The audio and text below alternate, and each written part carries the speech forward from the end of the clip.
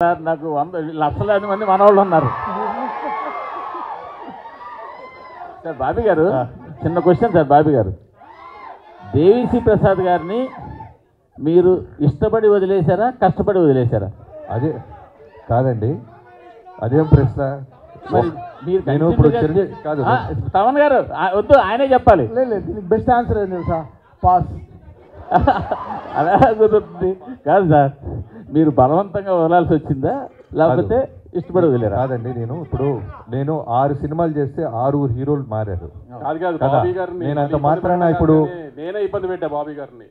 ఎందుకంటే నేను కాదు, మీకు కాంట్రవర్సీ కావాలని ఆయన బ్యాక్ ఇస్తున్నారు. అది కాదు, మీకు తెలుసు మీకు కాంట్రవర్సీ కావాలని ఆయన ప్రయత్నిస్తున్నారు. ప్లీజ్ సార్, కాంట్రవర్సీ కాదు, అది సరైన ఆన్సర్ ఇచ్చారు. నేను ఇష్టపడింది తమన్నా ఇప్పించాను చెప్పారు. కరెక్టే కదా. నన్ను తమన్నా దేవి అంటే తమన్ అంటాను కదా, నన్ను అడిగారు తమన్నా దేవి అంతా అంతే కరెక్టే. మీరు అది కాంట్రవర్సీ కాదు. కాదు ఒక డైరెక్టర్గా నన్ను అడిగా నేను చెప్తా.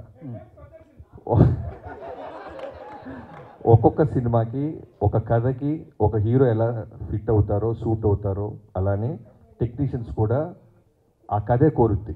ఈ సినిమాకి తమన్ గారే కరెక్ట్ అని మీ టీం అందరూ భావించాం.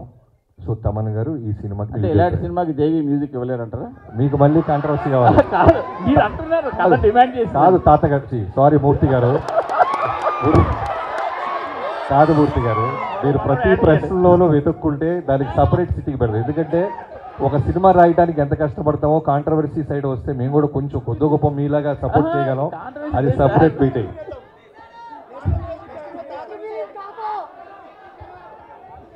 కృష్ణ గారి సినిమాకి తమన్నా ఎందుకు ఉండాలో రేపు చూస్తారు అన్నట్టు.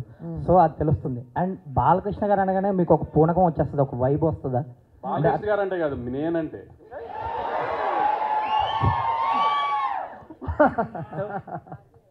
ఇది ఆన్సర్ వచ్చిందా? లేదు, మీ ఆన్సర్ చెప్పండి. ఆన్సర్ చెప్పారు. తమన్ సినిమా అడుగుతుందో డెఫినెట్గా చేసేస్తాం బ్రో, అది అంతే. సో అది బాలకృష్ణ గారు, అది ఆయన పెట్టుకున్న నమ్మకం చాలా గొప్పది. ఆయన అసలు ఆయన బ్లైండ్గా ఈస్ బిలీవింగ్. 6 సినిమాలు చేస్తున్నాను బాలకృష్ణ గారితో, 6